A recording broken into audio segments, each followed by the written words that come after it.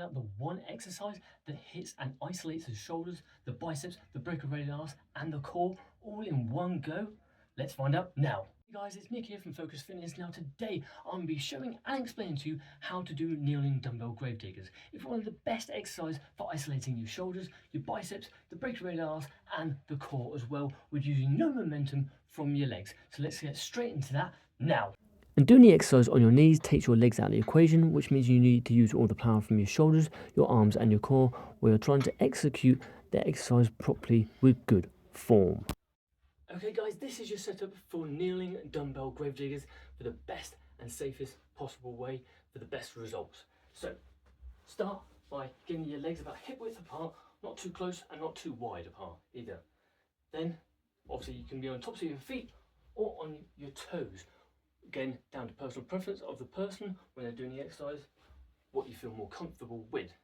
Then the dumbbell, you can have one hand above the other or one hand clasped over the other. Again, down to your personal preference of what you feel more comfortable with.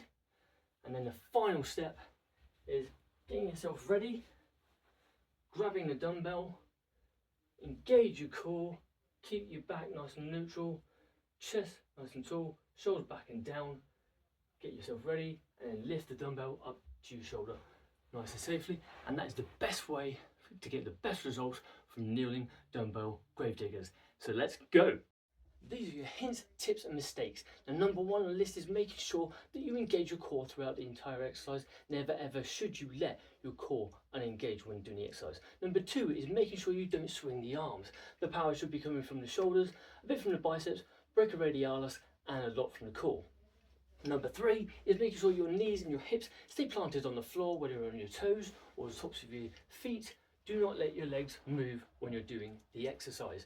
Number four is breathing, making sure that when you lift the weight up, that you exhale out, and as you lower it down, inhale in.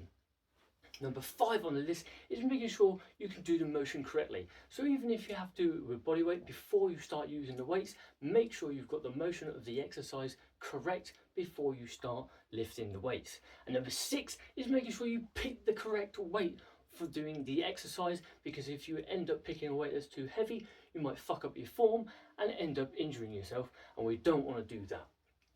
Anyway guys, that is your hints, tips and mistakes. Obviously, let's go.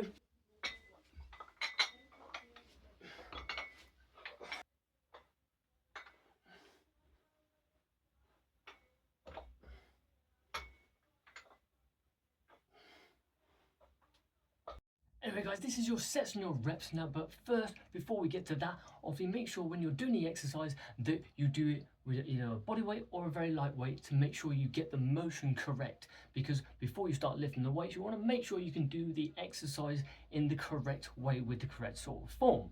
But when you're doing the exercise with the weights, make sure you do 3 sets of 10 to 12 reps per side, but that's left to right and then right to left equals as 1 rep, or vice versa. But when you can do the exercise with the lighter weights with full control, then make sure you go up in the weights, but never pick a weight that's ever going to be too heavy, because then that will end up either fucking up your form or injuring yourself. But those were your sets and your reps.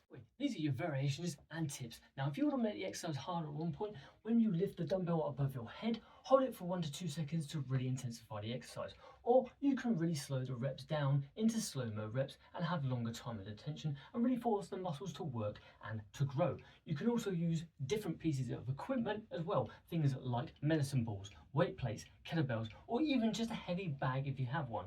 But if you're just starting out and you have no equipment at all, then practice the motion, so make sure that you get it right or get the movement pattern right before you start lifting the weights. Anyway, those were your variations and tips, so let's go. Anyway guys, that's the end of the video. I hope you found it helpful and you liked it. Also, let me know in the comment section below how you get on with the exercise when you fit it into your next shoulder and core routine.